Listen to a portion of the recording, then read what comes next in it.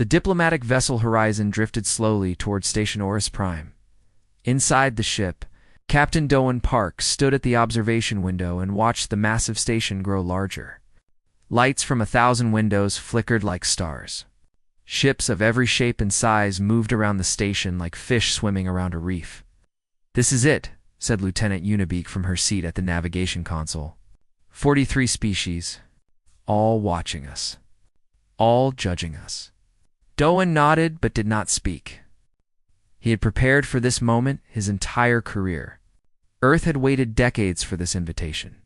Today, humanity would finally join the Galactic Council. Dr. Hannah Im entered the bridge carrying a tablet. She was the ship's xenobiologist, and she had spent years studying the alien species they would meet today. Her face was serious as she addressed the crew. "Listen carefully," she said. "Most council species evolve from prey animals. They are easily frightened. Do not make direct eye contact for more than 2 seconds. Do not show your teeth when you smile. Do not stand too close. Do not make sudden movements. Do not speak too loudly." Sergeant Taiho Shin crossed his arms and leaned against the wall. He was the security chief, a former Special Forces soldier with scars on his hands and calm in his eyes. "So we pretend to be harmless," he said. "We pretend to be polite," Hannah corrected him. "There is a difference." Private Minho Kwan, the youngest member of the crew, shifted nervously in his seat. He was only 23 years old, and this was his first mission beyond Earth's solar system. "What happens if we make a mistake?" he asked. Hannah looked at him with gentle eyes. "Then they will fear us, and fear makes diplomacy very difficult." The Horizon docked at the station without trouble. The airlock opened with a soft hiss, and the 5 humans stepped onto alien ground for the first time. The corridor was wide and tall, designed for species much larger than humans. The walls glowed with soft blue light. The air smelled strange, like flowers mixed with metal. A group of aliens waited to greet them. The first was Counselor Vel, an elder of the Irani species. He stood on 4 thin legs, and his body was covered in pale fur. His eyes were large and set on the sides of his head, like a deer. When he saw the humans, his ears twitched backward for just a moment before he controlled himself. "Welcome, humans," Vel said. His voice was translated through a small device on his chest. "The council has waited long for this day. Please follow me." They walked through the station toward the council chamber. Along the way, Yuna noticed how the aliens reacted to them. Some stepped aside quickly, pressing themselves against walls. Others watched from a distance, their bodies tense and ready to run. A group of small, furry creatures, the Fenari actually turned and hurried away when the humans came near. Yuna leaned toward Taiho and whispered, "They act like we are monsters." Taiho kept his eyes forward. "To them, we might be." The council chamber was enormous. Hundreds of delegates sat in curved rows that rose toward the ceiling. The room fell silent when the humans entered. Thousands of alien eyes turned to look at them. Doan felt the weight of their attention like pressure on his chest. But he kept his face calm and his movements slow. Counselor Vel guided them to a platform in the center of the room. "Honored delegates," he announced. "I present the representatives of Earth. After many years of observation, we have determined that humans are a peaceful and cooperative species. They have shown no aggression toward other worlds. They have respected our boundaries. Today, we vote on their membership in our coalition." The vote was quick. One by one, species signaled their approval. Green lights filled the chamber.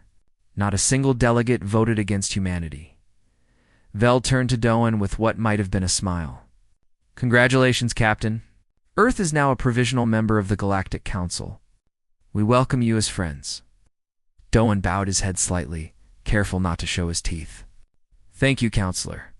Humanity is honored by your trust." After the ceremony, the humans were given quarters on the station. They would stay for 3 more days to sign documents and meet with various delegates. That night, Minho sat alone in his room, staring out the window at the stars. A knock came at his door. It was Hannah. "You look troubled," she said, entering the room. Minho did not turn from the window. "All day, we pretended. We walked slowly. We spoke softly. We hid our eyes. Is this what diplomacy is? Lying about who we are? Hannah sat beside him. We did not lie, Minho. We simply showed them the part of us they could understand. But there is another part, Minho said quietly. The part we hide, and it was silent for a long moment. Yes, she finally admitted. There's another part, and they are not ready to see it. Perhaps they never will be. On the bridge of the horizon, Doan stood alone, reviewing the day's events. Taiho entered and stood beside him. The Irani counselor called us docile, Taiho said. There was no anger in his voice, only observation. He said we have a cooperative temperament. He sees what he wants to see, Doan replied. A harmless species? Easy to manage. No threat to anyone. And when he learns the truth, Doan turned to look at his old friend. In the dim light of the bridge, his eyes caught the glow of distant stars. For just a moment, something ancient flickered behind them. Something patient. Something hungry. And he will understand why we learned to hide it, Doan said. The station was quiet that night. The delegates returned to their quarters, satisfied that they had welcomed another peaceful species into their family. The humans had been everything they expected. Gentle, curious, emotional, weak. None of them noticed the way Yuna's eyes tracked movement in every room she entered. None of them saw how Taiho positioned himself near exits, always aware of escape routes and choke points. None of them understood why the humans moved with such careful control. Like predators pretending to be prey, the galaxy had studied humanity for decades. They had watched Earth from a safe distance. They had seen humans laugh and cry and create beautiful art. They had concluded that this species was no threat. They had made a terrible mistake. At exactly 3 a.m, station time, the alarms began to scream. Red lights flashed through every corridor. A voice echoed through the speakers, speaking in a dozen languages at once. Emergency. Emergency. Unknown fleet detected. All personnel report to safety stations. In his quarters, Doan was already awake. He had felt it before the alarms sounded, a change in the air, a shift in the energy of the station. His crew appeared at his door within seconds, dressed and ready. Through the window, they watched dark shapes emerge from the void. Ships unlike anything in the Coalition fleet, sharp, angular, designed not for exploration or trade, but for war. The Vorn had come, and for the first time in centuries. The galaxy was about to witness what humans truly were. The council chamber was filled with chaos. Delegates ran in every direction, their voices rising in panic. Some screamed orders that no one followed. Others simply froze, their bodies locked in ancient fear responses that no amount of civilization could erase. Counselor Vel stood at the central platform, trying to maintain order. His forelegs trembled beneath him. His large eyes darted from screen to screen, watching the Vorn fleet grow closer. Everyone remained calm, he shouted, but his voice cracked with terror. We must evacuate in an orderly manner. No one listened. Ambassador Tal of the Fenari collapsed to the ground, overwhelmed by the fear, pheromones flooding the chamber. His small body curled into a ball as his species' survival instinct took complete control. Around him, other Fenari rushed toward the exits. Pushing and climbing over each other in their desperation to escape, High Observer Bren stood apart from the chaos. He was a Loric, a species known for their analytical minds. His gray skin showed no emotion as he studied the tactical displays. The Vorn fleet consisted of 47 warships. The station's defenses were minimal. The Coalition fleet was 12 hours away. We cannot survive this, he said quietly to no one in particular. The mathematics are clear. Transmission cut through the noise. Every screen in the chamber flickered, and a face appeared. It was Warlord Keth of the Vorn. He was massive, even on screen. His body was covered in black armor that seemed to grow from his flesh. His head was triangular with mandibles that clicked together as he spoke. His eyes were red and empty of mercy. Council of Prey, Keth said, his voice like stones grinding together. You banished my people centuries ago. You called us monsters, savages. Now we return, and we find you fat and weak. Surrender the station. Give us 3 agricultural worlds and all soft species for our farms. Do this, and we will kill you quickly. Resist, and we will make your deaths last for generations." The transmission ended. For a moment, the chamber was silent. Then the screaming began again, louder than before. Delegate Nira, a young member of the Irani species, pressed herself against a wall. She had never seen her elders so frightened. She had never felt so helpless. Her eyes searched the room for anyone who might have answers. Anyone who might know what to do.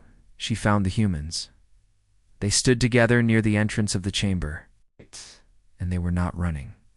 They were not screaming. They were not even moving. The 5 of them simply stood there, watching the chaos around them with expressions that Nira could not understand. She pushed through the crowd toward them. When she reached Dr. Hannah Im, she grabbed the human's arm with trembling hands. "Why are you not afraid?" Nira demanded. "Why are you not running?" Hannah looked down at the young alien with calm eyes. "Fear is useful, delegate. It sharpens the mind. It prepares the body. But it is not our master. We choose when to feel it. We choose when to use it. But the Vorn will kill us all." Hannah placed a gentle hand over Nira's trembling fingers. "Not all of us. Not today." Captain Doan Park walked toward the central platform. The crowd parted before him without realizing why. Something in the way he moved made other beings step aside. Something old. Something instinctive. He stopped before Counselor Vel, who stared at him with confused, frightened eyes. Counselor Doan said, "I request permission to address the council." Vel blinked. "Address the council?" "Captain, we must evacuate. The Vorn will breach the station in 2 hours. There is nothing to discuss. There is everything to discuss." Doan's voice was not loud, but somehow it cut through the noise of the chamber. Delegates stopped their panic and turned to listen. "I am not asking for evacuation routes. I am asking for authorization to engage the enemy." Silence fell over the chamber. High Observer Bren stepped forward, his analytical eyes studying the human. "Engage the enemy? Captain, you have no warships. You arrived in a diplomatic vessel. You have 5 crew members. The Vorn have 47 ships and thousands of warriors. The mathematics do not support your request." Doan smiled. It was not the soft, careful smile he had worn during the ceremony. The smile showed teeth. "The horizon will be enough," he said. Across the station, Lieutenant Unibeek stood at a console in the docking bay. Her fingers moved across the controls with practiced speed. On the hull of the horizon, hidden panels began to slide open. Weapon arrays emerged from the ship's skin. Missile pods. Energy cannons. Point defense systems. The diplomatic vessel that had seemed so small and harmless now bristled with enough firepower to destroy a small fleet. Back in the council chamber, Counselor Vel stared at the human captain with new eyes. You hid weapons on your diplomatic ship?" "We hid many things, Counselor." Doan turned to face the assembled delegates. His crew moved to stand behind him. Their postures had changed. Their shoulders were square. Their breathing was slow and controlled. Their eyes had stopped wandering and now locked forward with predatory focus. "Studied us for decades," Doan continued. "You watched us from a safe distance. You concluded that we were harmless, docile, cooperative." He paused. "You were wrong." Sergeant Taiho Shin cracked his knuckles. The sound echoed through the silent chamber. "Humans are not prey," Doan said.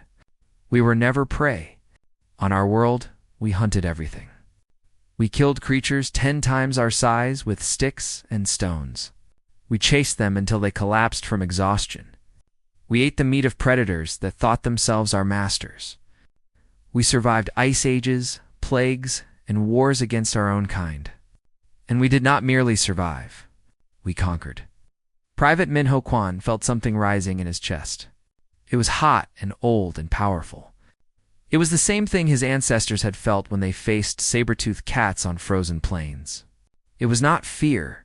It was something else entirely. It was the hunt. "The Vorn think they are predators," Doan said. "They are wrong. They have never faced anything like us. They do not know what is coming. He turned back to Counselor Vel. Authorization, Counselor. Yes or no? Vel's legs trembled. His instincts screamed at him to run from this human, this creature who suddenly seemed so much larger and more dangerous than he had appeared before. But somewhere deeper, in a place beyond instinct, Vel understood something important. He was looking at hope. Authorization granted, Vel whispered. Duhan nodded once. Then he turned and walked toward the exit, his crew falling into formation behind him. Lieutenant Unibeek's voice came through his communicator. Horizon is ready, Captain. All systems online. Weapons hot, Godone replied. It is time to show them what we really are. Behind him, the council watched in stunned silence as the 5 humans disappeared through the doors. Delegate Nira felt her heart racing, but not from fear. From something she had never felt before. She was watching predators go to hunt, and some deep, ancient part of her was glad they were on her side. Lieutenant Unibeek sat in the pilot's seat of the Horizon. Her hands rested on the controls. Her eyes moved across the displays, tracking the positions of 47 enemy ships. Her heartbeat was steady. 60 beats per minute. Calm. Engaging enemy vanguard, she said into her communicator. Beginning attack run. Horizon shot forward like a bullet from a gun. On the tactical displays in the council chamber, the delegates watched in horror as the tiny human ship flew directly toward the Vorn fleet. Suicide, High Observer Bren muttered. They are committing suicide. But then something strange happened. The Vorn ships opened fire. Hundreds of energy beams and missiles streaked toward the horizon. It should have been destroyed instantly. Instead, the ship danced. YUNA moved the controls with inhuman precision. The ship rolled left, then right, then dove under a wave of missiles. She did not think about her movements. She simply reacted. Her brain processed information faster than conscious thought allowed. Her hands obeyed signals from parts of her mind that had evolved millions of years ago. When her ancestors dodged the claws of predators and threw stones at running prey, the horizon slipped through gaps in the enemy fire that should not have existed. It emerged on the other side of the barrage unharmed and opened fire on the nearest Vorn ship. The enemy vessel exploded in a ball of flame. In the council chamber, no one spoke. Meanwhile, Sergeant Taiho Shin ran through the corridors of station. Oris Prime. The station's security force had gathered in the main defensive position, but they were in chaos. Officers shouted conflicting orders. Guards gripped their weapons with trembling hands. Fear had paralyzed them. Taiho entered the room like a storm. Everyone shut up, he said. His voice was not loud, but it carried the weight of absolute authority. I am taking command. You will follow my orders, or you will die. Choose now. The alien guards stared at him. They did not know this human. They had no reason to obey him. But something in his eyes, something ancient and commanding, made their bodies respond before their minds could object. Yes, sir, they said in unison. Taiho began issuing orders. Move this barricade here. Position shooters there. Create crossfire zones. Prepare fallback positions. He spoke calmly and clearly, as if he had done this 1,000 times. The alien guards obeyed without question. For the first time since the attack began, they felt something other than fear. They felt hope. In the observation deck, Private Minho Kwan stood guard over the council members who were too frightened or too important to evacuate. Counselor Vel sat in a corner, his legs folded beneath him. Delegate Nira stood near the window, watching the space battle with wide eyes. A loud crash echoed through the station. The floor shook. Warning alarms blared. Hull breach, a computerized voice announced. Section 7. Boarding pods detected. Minho checked his weapon and moved toward the door. Everyone stay here, he said. Do not open this door for anyone except me. Where are you going? Nira asked. Minho looked at her over his shoulder. His young face had changed. The nervousness was gone. In its place was something hard and focused. To do my job, he said. He moved through the corridors toward Section 7. His footsteps were silent. His breathing was controlled. His senses expanded, taking in every sound, every shadow, every possible threat. The Vorn boarding pod had torn a hole in the station's hull. Emergency force fields held the atmosphere in place, but beyond them. Minho could see 3 Vorn warriors emerging from the pod. They were terrifying. Each one stood 8 feet tall. Their bodies were covered in natural armor that glistened with moisture. Their mandibles clicked and dripped with venom. Their red eyes scanned the corridor, searching for prey. Minho did not feel fear. He felt something else entirely. His heart rate increased. His muscles filled with oxygen. His vision sharpened until he could see every detail of his enemies with perfect clarity. This was the fight-for-flight response. But for humans, it was never really a choice. Humans always chose fight. He stepped out of the shadows and opened fire in the council chamber. High Observer Bren watched the security feeds with growing disbelief. He had studied predator species across the galaxy. He had analyzed their hunting patterns, their combat techniques, their psychological profiles. He thought he understood what it meant to be a predator. He had understood nothing. The young human on the screen moved like nothing Bren had ever seen. He did not charge blindly at the Vorn. He did not retreat in fear. Instead, he used the environment. He ducked behind cover and emerged from unexpected angles. He waited for openings with impossible patience. When he struck, he targeted vital points with surgical precision. The Vorn were stronger than him. They were larger than him. They were armored and venomous and bred for war. It did not matter. Within 90 seconds, all 3 Vorn warriors lay dead on the floor. The young human stood among their bodies, breathing hard but unharmed. Bren's gray hands trembled as he made notes on his tablet. He wrote, "Humans are not merely predators. They are endurance predators. They evolved to chase prey until it collapsed from exhaustion. They do not stop. They do not tire. And they have something else. Something more terrifying." He paused, searching for the right words. Then he wrote, "They enjoy it." The Horizon continued its impossible dance through the Vorn fleet. Una had destroyed 7 ships now. Warning lights flashed across her console. The ship was taking damage. Systems were failing. But she kept flying. "How are you doing this?" Counselor Vel whispered, watching the display in the council chamber. Dr. Hannah M. stood beside him, her face calm. "Our eyes face forward," she explained. "Like all predators, we can track movement that prey species cannot even see. Our brains process visual information differently. We see patterns. We predict trajectory. We know where our target will be before it knows itself." "But the Vorn are predators too," Vel said. "The Vorn are ambush predators," Hannah replied. "They hide and strike quickly. If their first attack fails, they become confused." She nodded toward the screen, where Vorn ships were breaking formation, their tactics falling apart. "Humans are different. We do not ambush, pursue. We chase our prey across mountains and deserts and oceans. We follow them until they cannot run anymore, and then we kill them." Evel looked at her with new eyes. "You said you were a peaceful species." "We are peaceful when we choose to be," Hannah said. "That is what makes us dangerous. Other predators cannot control their instincts. We can. We spent millions of years learning to restrain ourselves, to hide what we truly are. But the instincts never disappeared." She met his gaze with eyes that suddenly seemed very old. They were only sleeping. Outside, the Horizon destroyed another Vorn ship. Taiho's defensive positions held against a second boarding party. Minho intercepted a third group of Vorn warriors and killed them all. And in his flagship at the center of the Vorn fleet, Warlord Keth watched the battle with growing fury. His mandibles clicked together rapidly. His red eyes burned with hatred. "One ship," he snarled.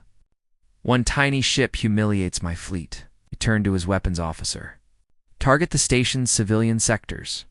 If we cannot kill the humans, we will kill everything they are trying to protect." The flagship's main cannon began to charge. On the station, thousands of civilians huddled in shelters. Unaware that death was pointing directly at them, and in the cockpit of the Horizon, Captain Doan Park watched the flagship's energy levels spike. He said quietly, "I need you to do something very difficult." She did not ask what. She simply said, "Tell me where to fly." The Vorn flagship's main cannon was charging. In less than 3 minutes, it would fire. The blast would tear through the station's civilian sectors and kill thousands of innocent beings. Captain Doan Park stood on the bridge of the Horizon, studying the tactical display. The flagship was protected by a dozen escort ships. The cannon was located on the ship's upper hull, behind layers of armor that the Horizon's weapons could not penetrate at range. There was only one option, Doan said. "Can you get us close enough to ram the cannon?" Lieutenant Unibeak ran the calculations in her head. Her eyes moved across the display, tracing paths through the enemy formation. "Yes," she said, "but we will lose hull integrity for approximately 11 seconds during the impact. The crew will be exposed to hard vacuum. Can we survive 11 seconds? Una paused. "If we seal our suits and hold on tight, maybe is enough." Dohant turned to address his crew. Dr. Hannah Im stood at the communications console. Their eyes met, and something passed between them. An understanding. An acceptance. "All hands," Doan announced. "Seal emergency suits. Prepare for impact. This is going to hurt." The Horizon accelerated toward the Vorn flagship. Enemy ships tried to block its path, but Una slipped past them like water through fingers. The flagship grew larger on the screen. The cannon continued to charge. In the council chamber, the delegates watched in horror. "They are going to crash," Counselor Vell whispered. "They are going to sacrifice themselves." "High Observer." Bren shook his head slowly. "No," he said. "They are not sacrificing themselves. They are trading their ship for our lives. There is a difference." His voice held something new, something that might have been respect.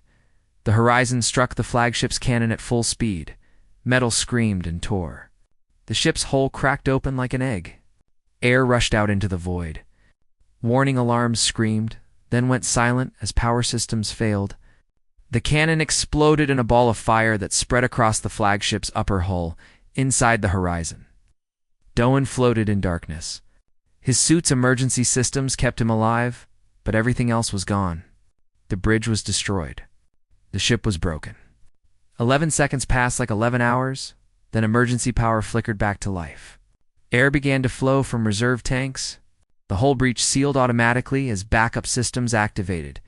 Una's voice came through the communicator. "Rough and strained. We made it. Cannon destroyed. Ship crippled but functional." Doan pulled himself upright. Blood floated in small drops around his head. He had cut his forehead on something during the impact. He did not care. "Sergeant Shin," he said into his communicator. "Status." On Station Orus Prime, Taiho Shin stood in the main corridor, surrounded by the bodies of Vorn warriors. His defensive positions had held. The station's guards, aliens who had never fought in their lives, had followed his orders and survived. "Station is secure," Taiho reported. "But the Vorn are regrouping. They know their cannon is gone. They are sending boarding parties directly to the flagship to protect their warlord."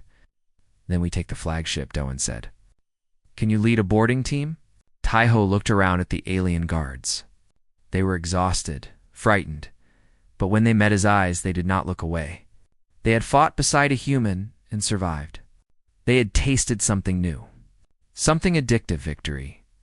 "Give me 4 volunteers," Taiho said, "and I will bring you the warlord's head." 4 alien guards stepped forward. A Lorik, 2 Irani, and a Fenari, who was shaking so badly he could barely hold his weapon. But his voice was steady when he spoke. "I will go," the Fenari said. "I am tired of being afraid." Taiho smiled. It was a real smile with teeth. The aliens did not flinch.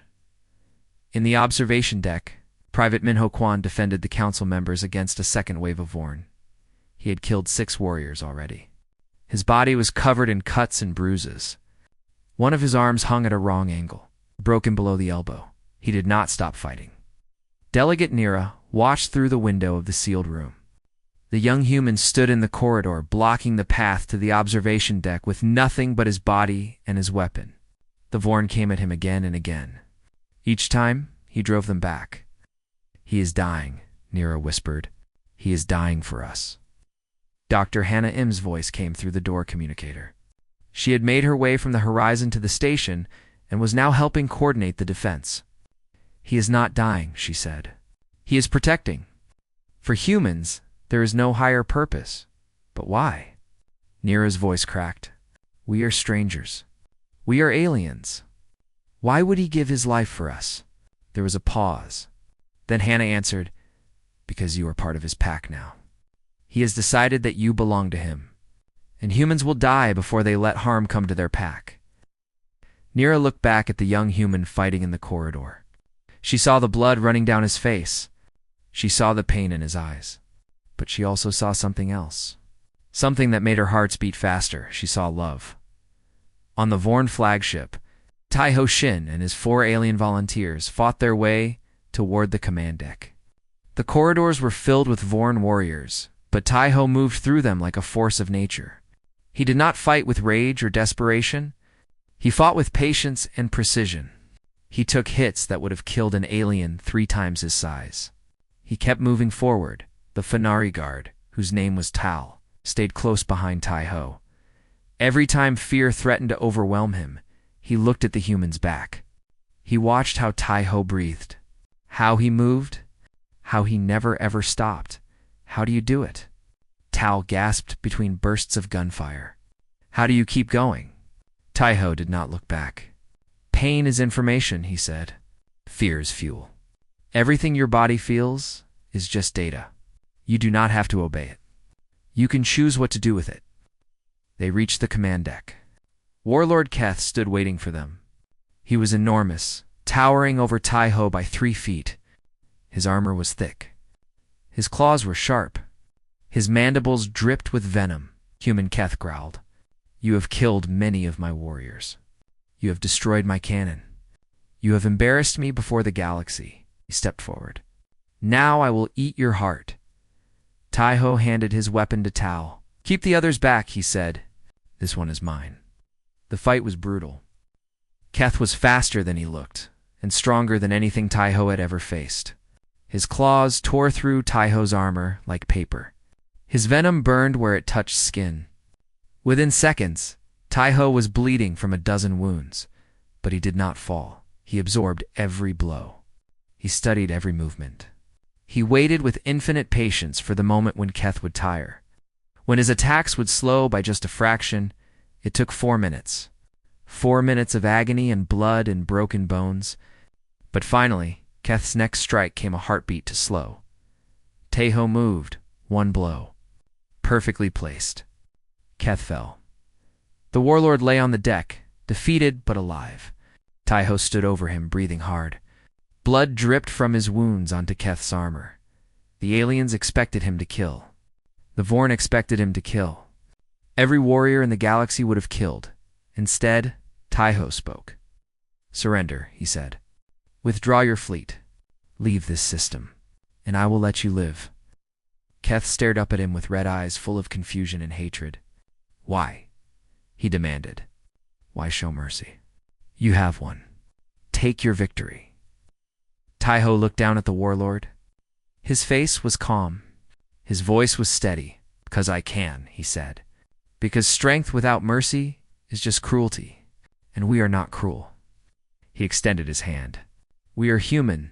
After a long moment, Keth took his hand, and across the stars, the Vorn fleet began to retreat. 3 days had passed since the battle. Station Orus Prime was still damaged, but the repair crews worked without rest.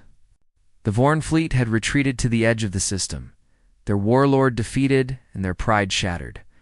The Coalition fleet had arrived 12 hours too late, to find the battle already won. Now the council gathered once more. The chamber was quieter than before. The delegates who had screamed and fled during the attack now sat in silence. They watched the entrance with expressions that mixed fear, awe, and something that might have been gratitude. The humans entered. Captain Doan Park walked at the front. His wounds had been treated, but bandages still covered his forehead and hands. Behind him came Lieutenant Unibeak, her arm in a sling. Sergeant Tai-Ho Shin walked with a slight limp, his body wrapped in healing patches. Dr. Hannah Im moved with her usual grace, though dark circles under her eyes showed her exhaustion. Private Minho Kwan brought up the rear, his broken arm in a cast, his young face marked with new scars. They looked like warriors returning from war, because that is what they were. High Observer Bren rose from his seat.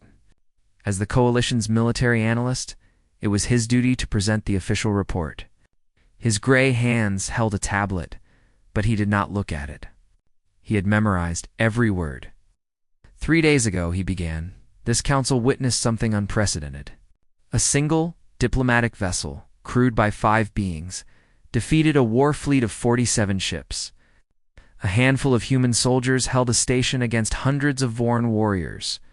And at the moment of total victory, when every law of warfare demanded execution, the humans showed mercy, paused, letting his words settle over the chamber. I've spent my career studying predator species. I believed I understood what makes a predator dangerous. I was wrong. He turned to face the humans directly. Humans are not merely predators. They are something far more complex. They possess all the instincts of an apex carnivore, but they have learned to control those instincts. They can choose when to hunt and when to rest, when to kill and when to spare. This makes them unpredictable. This makes them terrifying. He lowered his tablet. This also makes them the most valuable allies in the galaxy. Counselor Vel rose on trembling legs. He walked slowly toward the center platform where the humans stood.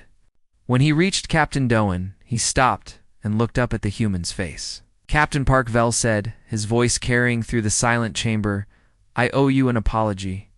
When you arrived at this station, I called your species docile, cooperative, harmless. His large eyes blinked slowly. I was a fool. Dohan shook his head slightly. You were not a fool, Counselor. You saw what we showed you. We have spent centuries learning to hide our true nature. On our world, showing too much strength often led to conflict. We learned that gentle words and soft smiles could achieve what violence could not. But when violence was needed, Vel said quietly, you did not hesitate. No, Dohan agreed. We did not.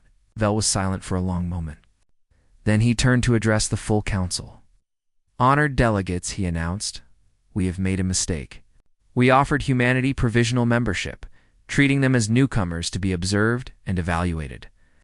This was an insult, even if they were too polite to say so. He straightened his thin body, standing as tall as his species allowed. I move that we grant humanity full membership in the Galactic Coalition, with immediate elevation to Guardian Class status. Murmurs rippled through the chamber. Guardian Class was the highest designation a species could receive. It meant the species was responsible for protecting weaker members of the Coalition. It meant trust. It meant power. Furthermore, Vel continued, I move that we formally request humanity's assistance in defending Coalition space against future threats. Not as servants or soldiers, but as partners. As protectors, the vote was unanimous. Delegate Nira watched from her seat as green lights filled the chamber. Her heart still raced when she looked at the humans. She still felt the ancient prey instincts telling her to run and hide. But now she understood something important. Those instincts were outdated. After the ceremony, Nira approached Dr. Hannah Im. The human woman stood near the observation window. Watching ships come and go from the station, her face was thoughtful. Dr. Im Nira said softly, May I ask you something? Hannah turned and smiled. It was a real smile, not the careful expression she had worn during the first ceremony. Of course, delegate. During the battle, when everything was chaos and death, Nira said, I watched Private Kwan fight. He was injured. He was bleeding. He was facing enemies that should have killed him, but he never stopped. He never ran. She paused, searching for words. I need to understand. Why did he protect us? We are nothing to him. We are strangers from another world. Hannah considered the question carefully before answering. Humans are social creatures, she said. We evolved in small groups where every member was precious. When someone became part of our group, we protected them with our lives. It did not matter if they were weak or strong, useful or not. They were ours, and we would die for them. But we had just met you, Nira protested. We were not part of your group. You became part of our group the moment you needed us. Hannah's eyes were warm. That is how it works for humans. We do not choose our pack based on logic or calculation. We choose them with our hearts. And once we choose, we never abandon them. Nira felt tears forming in her eyes. Her species rarely cried, but something about the human's words touched a place deep inside her. Were you ever truly afraid? She asked. At any moment during the battle, Hannah looked out the window at the stars. Her reflection floated in the glass like a ghost. Fear never leaves us, she admitted. It walks beside us every moment of our lives, but we have learned to use it instead of being used by it. Fear sharpens our senses. It makes us faster and stronger. It reminds us that we are alive. She turned back to Nira. We do not conquer our fear, delegate. We make it our ally. The horizon was repaired enough to fly. The 5 humans prepared to return to Earth, to report what had happened, and to begin the next chapter of human-galactic relations. But before they left, they gathered in the station's main plaza, where a crowd of aliens had assembled to see them off. Private Minho Quan stood at the edge of the group. Delegate Nira approached him, her movements hesitant but determined. Private Quan, she said formally, I want to thank you. You saved my life. You saved all our lives. Minho looked down at her with gentle eyes. Despite everything he had done, despite the warriors he had killed and the battles he had survived, his face was still young, still kind. It was my honor, he said simply. Nira bowed deeply, a gesture of profound respect in her culture. When she rose, she saw that Minho was smiling. It was a warm smile, full of teeth, and for the first time in her life, she did not feel afraid of a predator's grin. She felt protected by it. The humans boarded their ship. The engines hummed to life. The horizon rose from the docking bay and turned toward the stars. On the station, thousands of aliens watched it go. Prey species who had spent their evolution running from predators now stood still and watched the greatest. Predators in the galaxy fly away, and they did not feel fear. They felt hope, Counselor. Vel stood at the observation window, watching the human ship disappear into the void. High Observer Bren stood beside him, his tablet filled with notes and observations. They will change everything, Bren said quietly. Their presence in the coalition will shift every balance of power. Vel nodded slowly. Yes, they will. Are you worried? The old counselor was silent for a long moment. Then he turned away from the window, his expression peaceful for the first time in days. No, he said, I am not worried. For the first time in my life, I feel truly safe. He began to walk toward the exit, his 4 legs moving with renewed energy. We spent centuries fearing the predators who might come to hunt us. Now we have found predators who will protect us instead. He paused at the door and looked back at the stars. The galaxy has changed, Observer, and I believe it has changed for the better. And across the void, the horizon carried its crew home. 5 humans who had come as diplomats and left as guardians. 5 predators who had chosen to be shepherds. The galaxy would never be the same, but for the first time in a very long time, was no longer afraid of the dark.